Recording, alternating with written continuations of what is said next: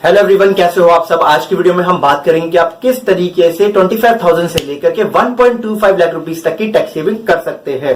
किन किन सेक्शंस के अंदर आप ये कर सकते हो, क्या टर्म्स एंड कंडीशन है, डिटेल में हम यहाँ से बात करेंगे। तो वीडियो को एंड तक जरूर देखना।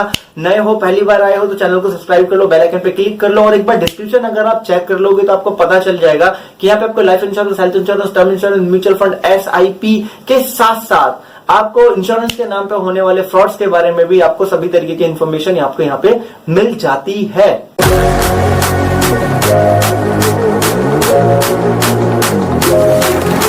मेरा नाम है अमित राज शर्मा। मैं बहुत बहुत स्वागत करता हूं आप सभी का आपके इस अपने प्यारे चैनल पे।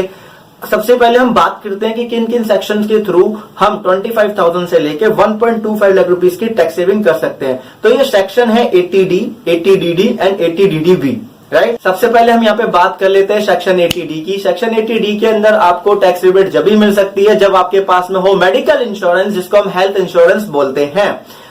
कितनी मिल सकती है आपको टैक्स रिबेट, आप स्क्रीन पे देख रहे हो। मैं आपको बता रहा हूं कि अगर आप इंडिविजुअल हैं तो 25,000 रुपीज की आपको टैक्स रिबेट मिल जाएगी। बट आप इंडिविजुअल हैं और अपनी फैमिली के साथ में रहते हैं, अपने पेरेंट्स के साथ में आप रह रहे हैं और उनकी एज 60 साल से कम है, तो ऐसे में आप 50,000 रुपए तक की टैक्स रिबेट ले सकते हो। कैसे? अगर आप उनके लिए हेल्थ इंश्योरेंस कराओगे तो ऑब्वियसली बात है वहां पे भी आपको 25,000 रुपीज की टैक्स रिबेट मिल जाएगी आपके पेरेंट्स के लिए, अगर उनकी एज 60 साल से कम है और 25,000 आपको अपने लिए मिल ही रही है। अगर आपके पेरेंट्स की एज 60 साल से ज्यादा है तो 30,000 की एक्स्ट्रा टैक्स सेविंग आपको यहाँ पे हो जाएगी। लेकिन इस केस में भी आपको 25,000 आपको अपने लिए और 30,000 आपके पेरेंट्स के लिए, अगर उनकी एज 60 साल से ज्यादा है तो 55,000 रुपीज की टैक्स सेविंग हो सकती है। अब यहाँ पे एक एक्सेप्शनल केस है, क्योंकि ऐसा तो बहुत ही कम होता है कि कोई सीनियर सिटीजन हो और उनके पेरेंट्स भी अलाइव हो। अगर किसी की एज 60 साल की है और उनके पेरेंट्स भी अलाइव है तो यहाँ पे वो 1 लाख रुपीज की टैक्स सेविंग कर सकते हैं, वही आपका हेल्थ इंश्योरेंस या मेडिकल इंश्योरेंस के थ्रू ही।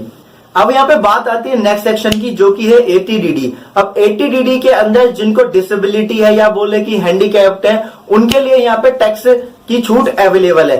किस तरीके से? अगर कोई इंडिविजुअल है उसको ये डिसेबिलिटी हो जाती है और उसकी डिसेबिलिटी 40% से लेके 80% से कम है, मतलब 40% है बट 80% से कम है, तो ऐसे में 75,000 रुपीज की टैक्स रिबेट यहाँ पे मिल सकती है। अगर वो HUF के मेंबर है, मतलब कि हिंदू अनडिवाइड फैमिली में रहते हैं, जिसको हम ज्वाइंट फैमिली में बोलते हैं, तो अगर मान लीजिए किसी सिबलिंग्स को, पेरेंट्स को या किसी को भी फैमिली में जिनसे हमारा ब्लड रिलेशन है, उनको ऐसा होता है तो वहां का अर्निंग पर्सन अपने लिए ये टैक्स रिबेट यहाँ पे अप्लाई कर सकता है।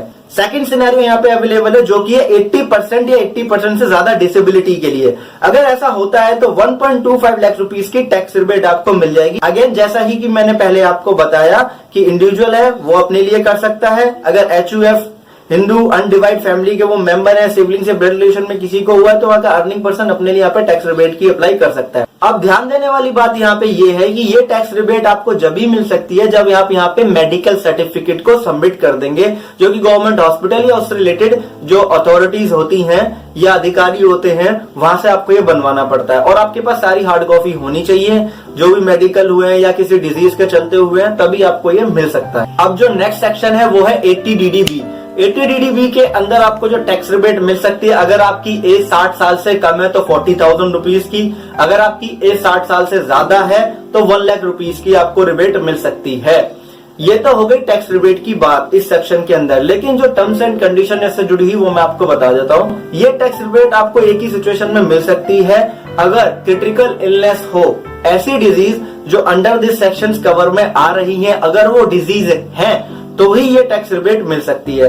अब वो डिजीज कौन सी है ये आपकी स्क्रीन पे है, आप इनको आराम से ध्यान से इनको पढ़ लीजिए। इसी के साथ मैं आपको बता देता हूं, अगर इस डिजीज से रिलेटेड आपको इंश्योरेंस कंपनी या अपने एम्प्लॉयर से आपको हेल्प मिल चुकी है तो यहाँ पे जो टैक्स की लिमिट है वो उसमें से माइनस करके ही आपको यहाँ पे टैक्स की रिबेट मिलेगी। अब एग्जांपल के तौर पे मैं आपको यहाँ पे बता देता हूँ, अगर किसी की एज 50 ईयर्स की है और उनको इन डिजीज में से कोई डिजीज हो जाती है, इसके चलते उनको उनकी इंश्योरेंस कंपनी या उनके एम्प्लॉयर से फाइनेंशियली हेल्प मिल जाती है, तो ऐसे में जो हेल्प मिली है अगर वो 40,000 से ज्यादा है तो ऑब्वियसली बात है वो यहाँ पे अप्लाई नहीं कर पाएंगे, क्योंकि जो लिमिट है टैक्स की वो कंप्लीट हो चुकी है, ऑलरेडी फाइनेंशियली हेल्प मिल चुकी है। बट अगर 20,000 की मिली है और 20,000 की नहीं मिली है तो आप इस सेक्शन के अंदर अप्लाई कर सकते हैं। अब ये कैसे होगा, उसके लिए आपको पूरी डिटेल देनी पड़ेगी कि कौन सी डिजीज है, कौन सा डॉक्टर है, क्वालिफिकेशन क्या है और वो डॉक्टर फुल टाइम जॉब पर ही होना चाहिए, ऐसा नहीं कि अंडर प्रैक्टिस है, नहीं, फुल टाइम होना चाहिए। हॉस्पिटल का नाम होना चाहिए, एड्रेस होना चाहिए, डॉक्टर की क्वालिफिकेशन, एजुकेशन, उनका कॉन्टैक्ट डिटेल होना चाहिए, पेशेंट का name, age, address, contact detail और एक सेल्फ डिक्लेरेशन सर्टिफिकेट और एक फॉर्म भी है। इस फॉर्म के साथ में आपको यहाँ पे सबमिट करना होगा, तब जाके आपको ये टैक्स डिडक्शन आपको मिल पाएगी। आई होप ये इन्फॉर्मेशन आपको क्लियर होगी। अगर कोई कंफ्यूजन है या कोई सुझाव है तो आप हमें फेसबुक पे आप फॉलो कर सकते हैं, आप हमसे पर्सनली मैसेज करके आप हमसे पूछ पाएंगे वहां पे। बाकी इसके रिलेटेड अगर आपको कोई सजेशन है वीडियो से रिलेटेड या चैनल से रिलेटेड तो कमेंट सेक्शन में आप बता सकते हैं, या आपका कुछ इस वीडियो के बारे में अपना पर्सनल पॉइंट ऑफ व्यू वो भी आप कमेंट सेक्शन में बता सकते हैं। आपने वीडियो यहां तक देखा उसके लिए बहुत बहुत दिल से धन्यवाद। चलता हूं, मिलूंगा अब एक अगली वीडियो में और अच्छी इन्फॉर्मेशन के साथ। तब तक के लिए खुश रहिए, मुस्कुराते रहिए। जय हिंद, जय भारत। एक मिनट, जाते जाते आप एक बात और मेरी सुनते जाइए कि ये जो टैक्स डिडक्शन सीरीज है इस पॉइंट ऑफ व्यू से बनाई जा रही है कि हर किसी को इसके बारे में पता हो।